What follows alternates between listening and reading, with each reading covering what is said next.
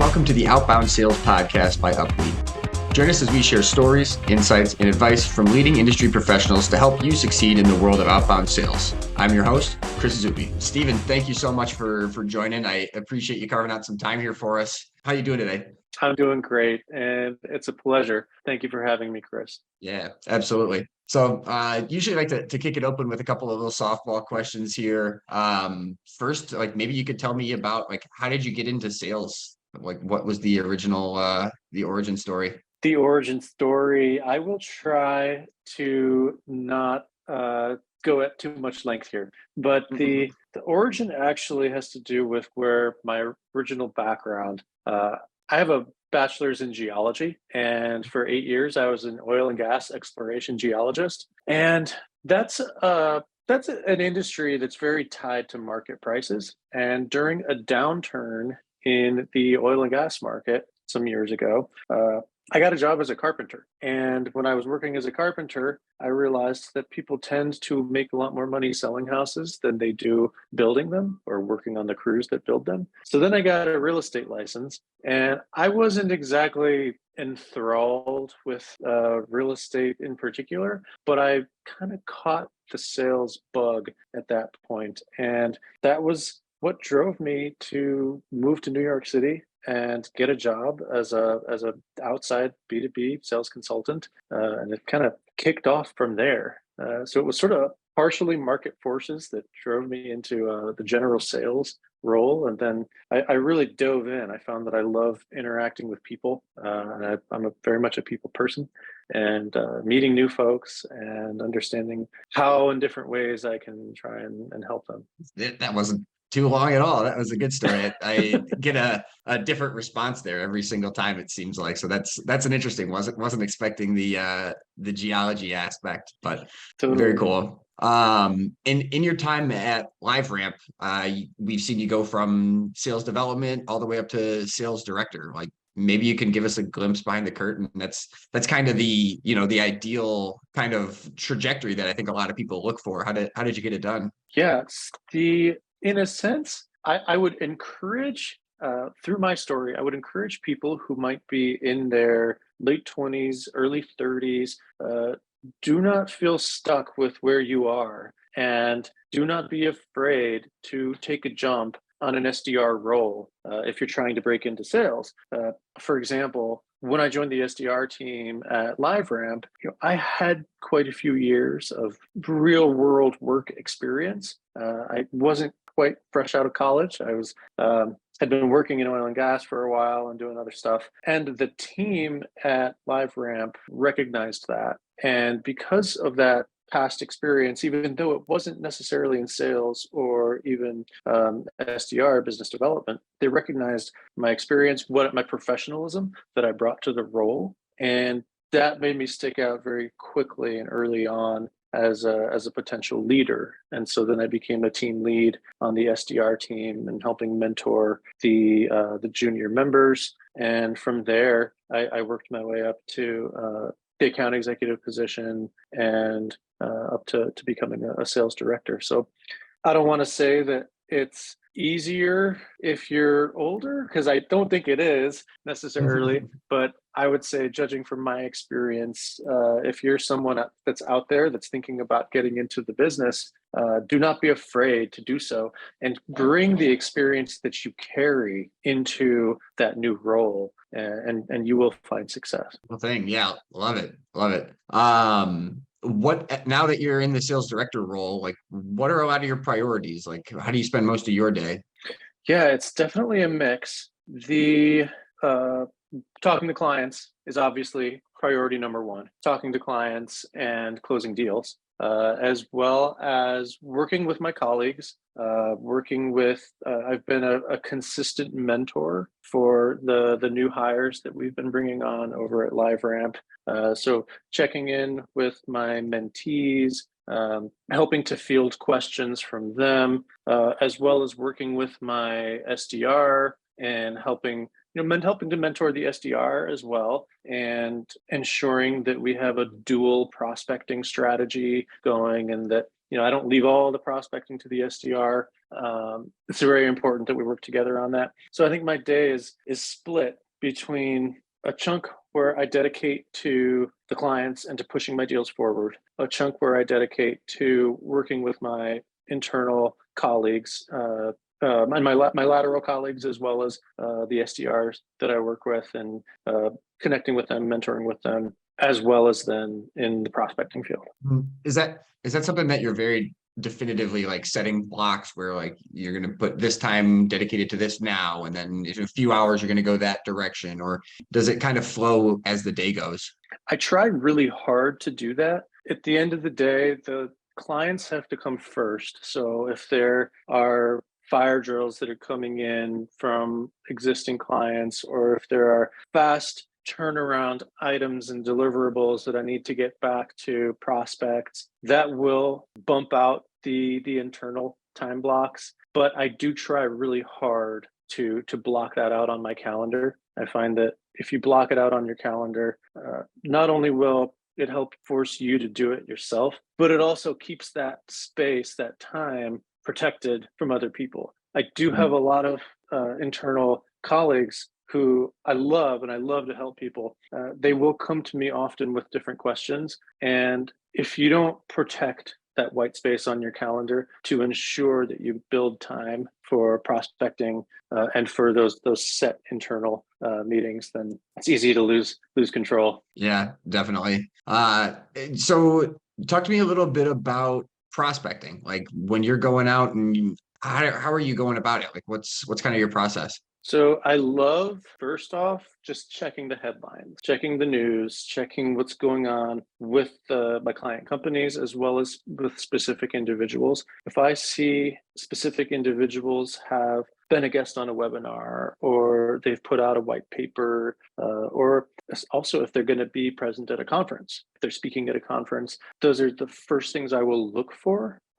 That's a very specific piece of material that you can bring to them to show, number one, I'm doing my research. I'm following you. I'm watching you. I know where you're going to be and what you're going to be doing. I've been putting in my work. So I like to go there first. Of course, if you don't have specific content or material that they are putting out that you can use, I'll go with by personas. And I will spend a lot of time making sure that I'm targeting the right personas. Because my prospecting philosophy has a lot to do with personalization, but personalization at scale. You know, that's the whole game right there. How do you do it? Exactly. Like the age-old question is volume or value, and how do you do value at volume? So that I try to focus really hard on those personas, hunting out those personas wherever they may be, and ensuring that the message I send is going to resonate with those personas. I hope that answered the question. Yeah, no, absolutely. I guess to pick at it, what I think my real question is are you doing these in a sequence of campaigns, or like what does it look like in real life, you know? Totally. That's a great question. Let's get down to the brass tacks here. Mm-hmm. I have campaigns going, and I also, I don't want to say oversee, I help my SDRs maintain campaigns as well. I'll check in if they want to run messaging past me, if they want to run people and contacts and personas past me. So we have always on campaigns that are based on the personas, sometimes down to the company, but personas most of all.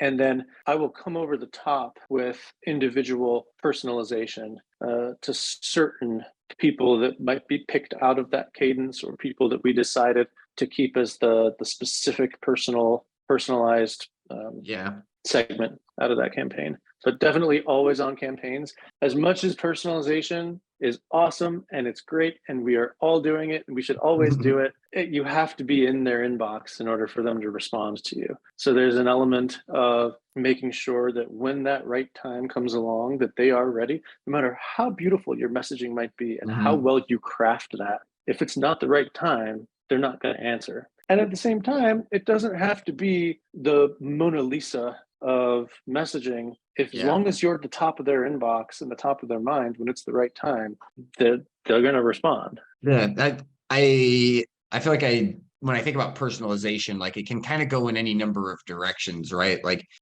are you, how do you approach it? Is it something where you're looking at like, hey, I saw you went to college here, or I see you have a background in this, and you're just kind of trying to take some kind of a soft intro and kind of use it as leverage? Or I know you had mentioned kind of seeing people at events. Is what kind of triggers are you looking for? Yeah, so great question. You see a lot of LinkedIn posts and articles now about how, the hey, you went to this college, like it's not going to work anymore, and Mhm. how, these old tactics, I say old tactics, they're not really that old. LinkedIn hasn't been around that long, but these tactics are kind of getting played out. So you got to try and take it a little bit deeper, and letting someone know that you're going to be at a conference, maybe sometimes even if you're not planning to go yet, but letting them know you'll be there. And then if they're ready to meet, then it's time to get on a plane and go to the conference. That's funny.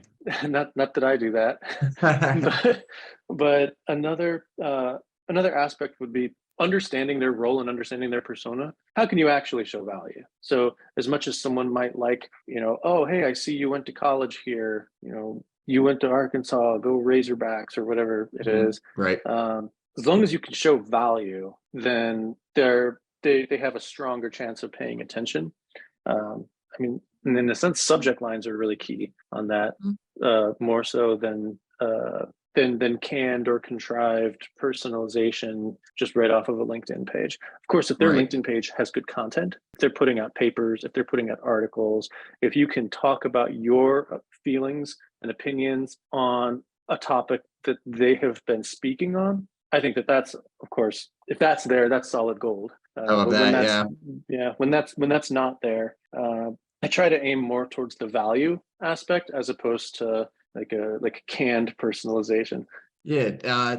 Kind of on this same subject, do you find yourself prioritizing leads that have something out there that you can latch onto? Are you kind of just picking your leads and then kind of working with what you've got that's available? Is that much of a thought for you? That's actually a really good question. I haven't thought about it that way.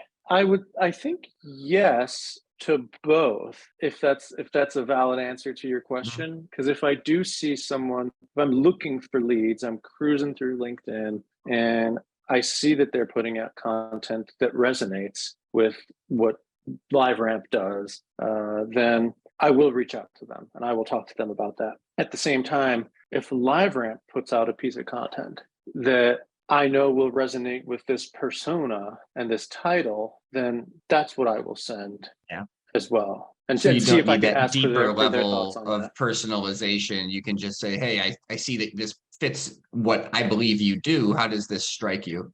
Exactly. Exactly. Yeah. I Interesting. always try, and I've heard this from a bunch of my leaders over the years, and I always try to make sure anytime I'm sending someone anything, I'm providing them a piece of value. Yeah. And I think that, not everybody wants to read content, marketing content, webinars, whatever it might be. But I do think that there is value there when you can land and connect a piece of content that's actually meaningful for that person and for their role to make them look better, even if it's something that they just take to their staff meeting or to their water cooler if they're actually in the office. Then it's something to make them look smarter. Yeah. When you're taking a broad stroke look at your campaigns and everything, are there specific key metrics that you tend to drive for, or that you tend to be monitoring more than others? Yeah, absolutely. Obviously, the reply rate, but the positive reply rate, because you can get a lot of replies, but they might not be positive. Not Uh, interested. yeah, exactly. Which there's value in that. There's value in weeding out so that you sort of put them, cycle them back to the end, and then they'll work their way back up, and maybe they'll be interested next time. Yeah.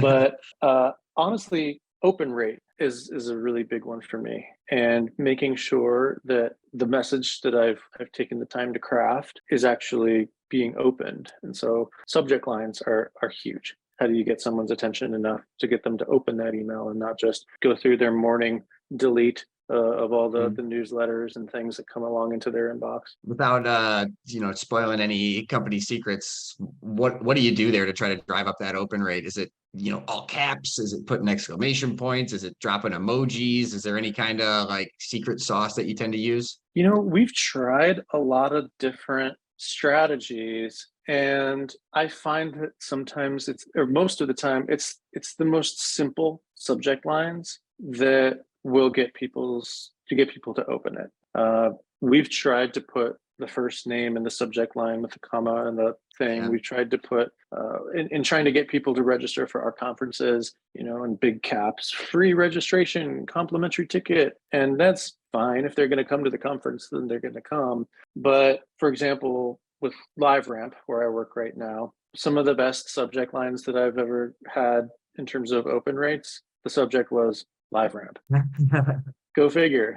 Yeah. Like not even putting their company name in there. Other times I will just do like their company name and at LiveRamp, but oftentimes it's just LiveRamp. And it gets a phenomenal open rate. Very interesting. Yeah, I suppose if I was on the receiving end, I would just be like, is this important? Is this something I need to be looking at? Like, what is this? Like, I don't want to miss something that's important. Exactly. If it makes you say, what is this? Then you click on it to figure it out. Yeah, very interesting. I like that.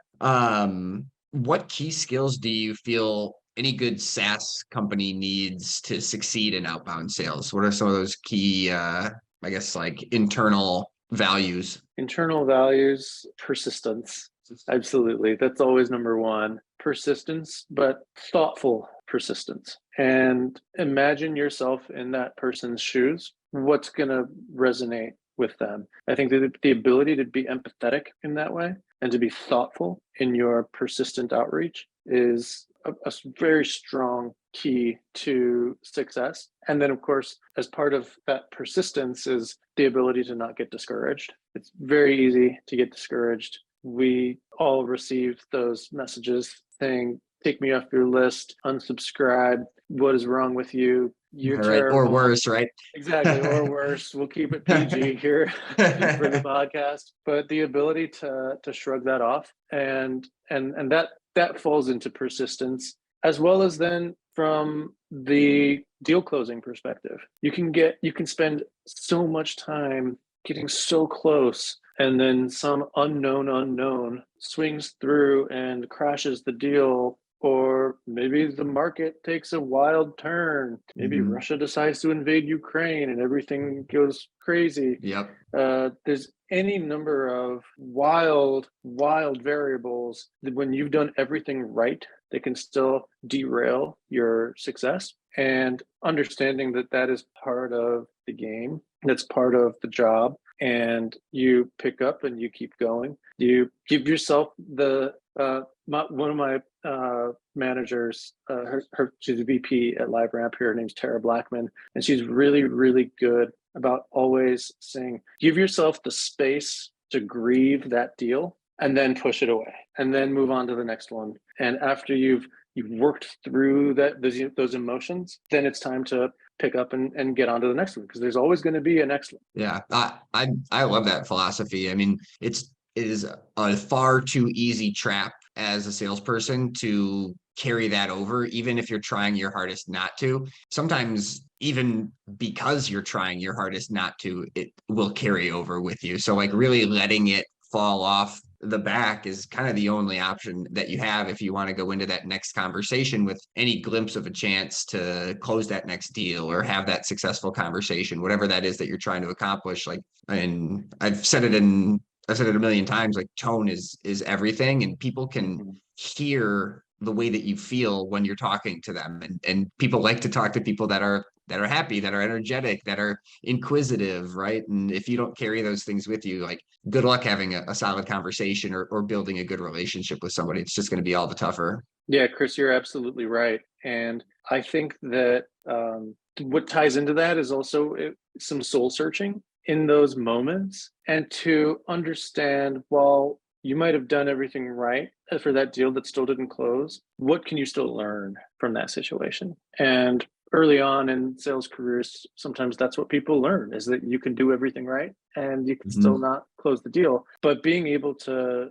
look inward, as well as understanding these external factors, but looking inward to understand, okay, what can I learn from this? How can I protect myself and protect this revenue better the next time? If you come away with a few key aspects where you can help yourself improve, then it's a little bit less of a loss. Absolutely love it. On that note, I mean, it could be as simple as just a period of reflection, but do you think that there are any best practices when it comes to that right there? Like, how would you put that into motion if you're, an SDR or an AE listening to this?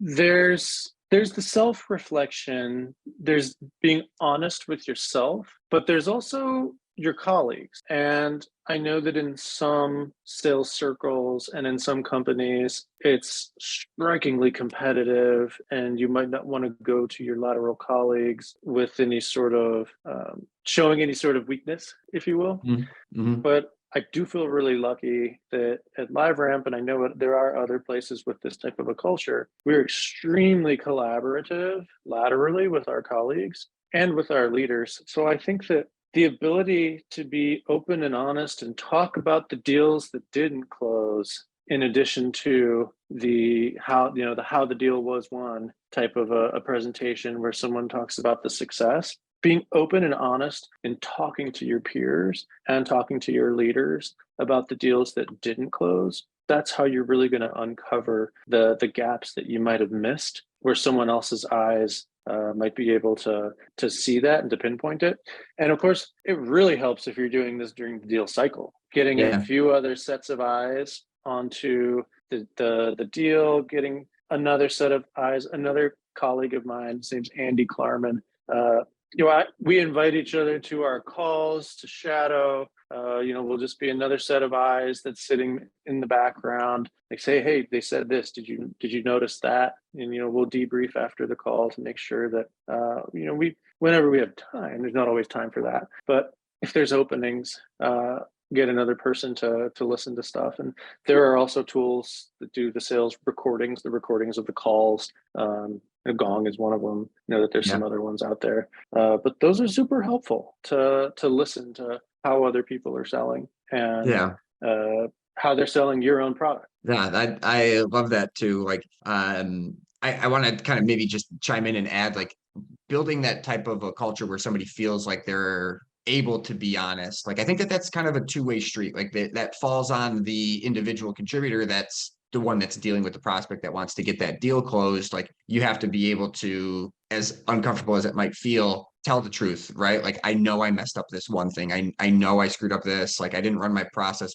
perfectly. I may have missed this type of a thing, but it's a two-way street again, where whoever that manager is or whoever's on the leadership side, they need to be able to build a culture where that person feels like they're able to say that, right? Where they can admit that they've made a mistake and not get totally squashed for it. Like, exactly. Yeah. You're spot on. You're spot on with that assessment. And it is a two-way street. Absolutely. And it's a muscle that needs to be worked and that needs to be practiced, is the ability to self-criticize in a constructive way, to take criticism in a constructive way, and also be able to deliver helpful criticism in a constructive way. It's not everybody possesses that grace, but it would be wonderful if they did.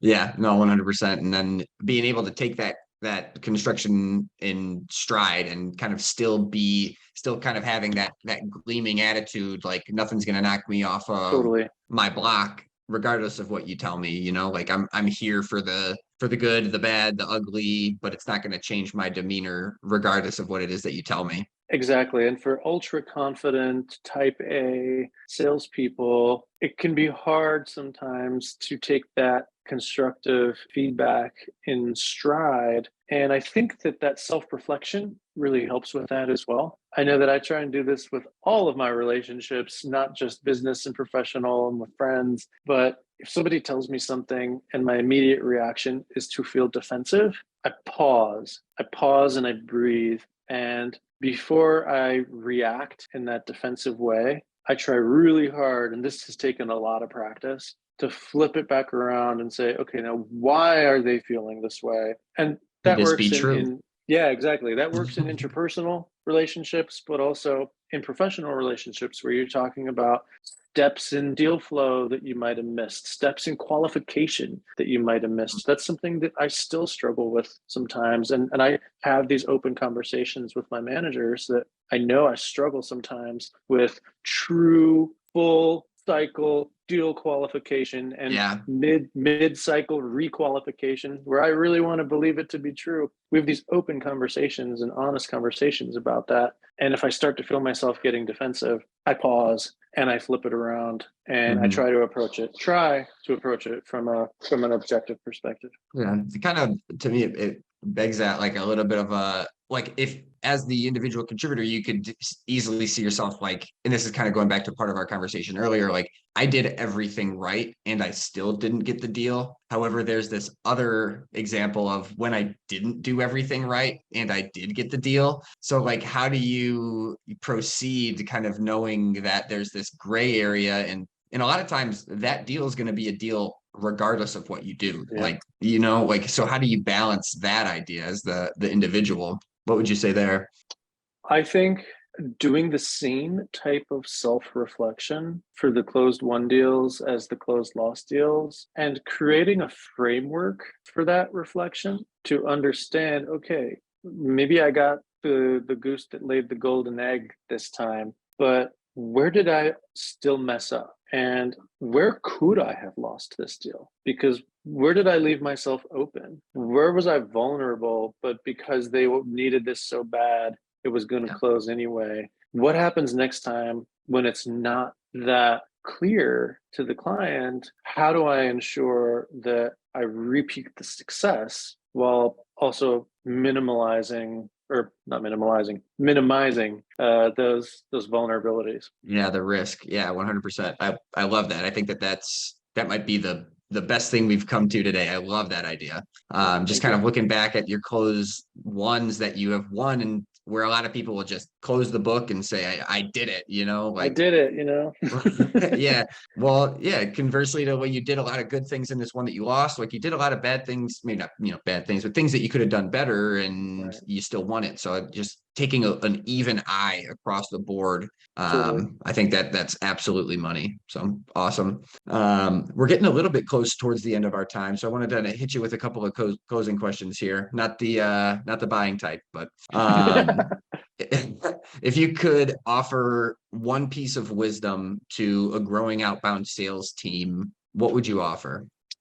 Be thoughtful and keep going. In one sentence, that's what I would offer. To expand on that a little bit more is be empathetic to your buyers. The world is a scary place right now, and we have to understand how they are feeling and what are the factors that are driving them to make their decisions.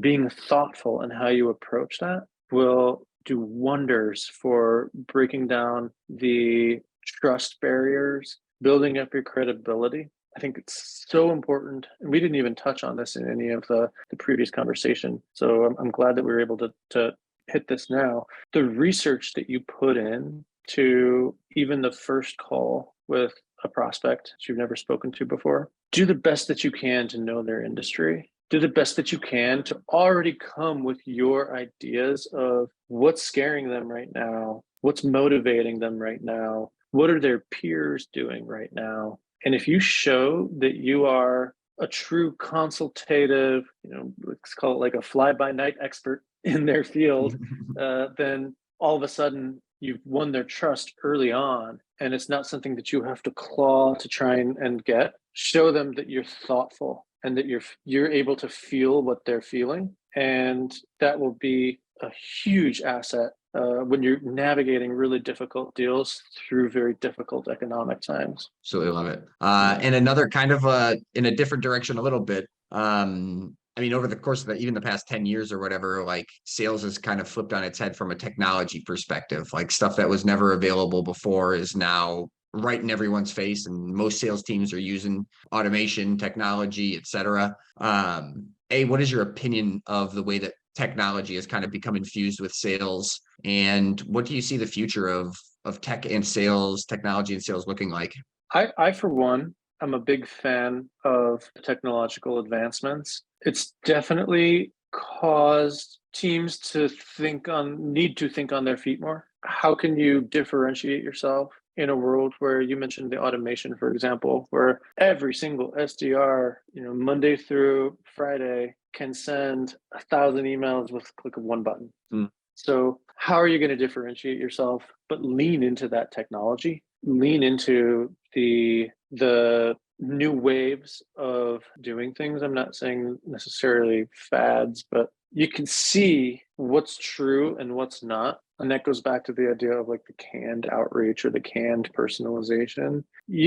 Our buyers can definitely see those differences between using technology just en masse without putting thought into it versus those who are using technology really to their advantage by continuing to maintain that human element with the technology. And you mentioned how buyers like to buy from people that have a really positive attitude. They like to buy from humans. And I don't think that's something that's going to go away anytime soon.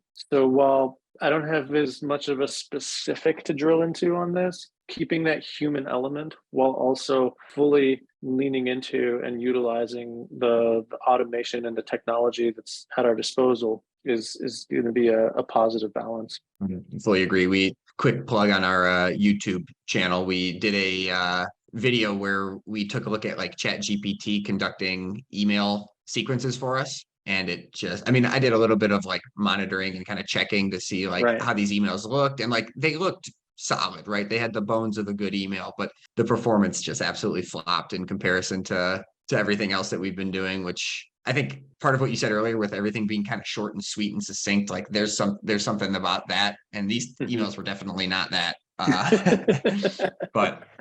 But no, you're never going to be able to replace the human element of it. And like you said, sales is people buying from people, and nobody really likes to buy from a vending machine. It doesn't have the same appeal. So fully agree. And I don't know if you're ever going to be able to replace that human element, the emotional aspect. Exactly. And I'm a big proponent of personality and the emotional aspect and being yourself and being human in your sales process. So I agree with you. I don't think that there's, as of right now, I don't think that they're going to be able to replace It's going to get that. there. It's going to get there.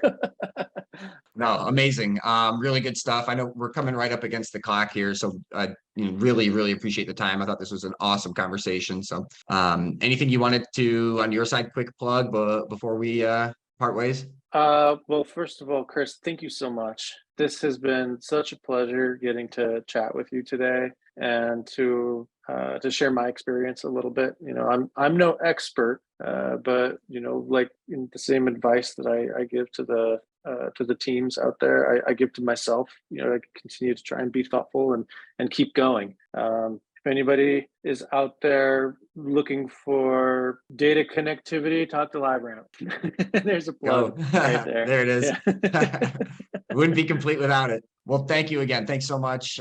This was brilliant stuff. So really appreciate the time that you carved out here today. And best of luck with everything going forward. We'll keep you in the loop on everything on this side. Absolutely. Thanks a lot, Chris. Yep. Thank you. Take care. The Outbound Sales Podcast is brought to you by UpLead, the premier source for accurate B2B data you need to connect with and close your most valuable buyers.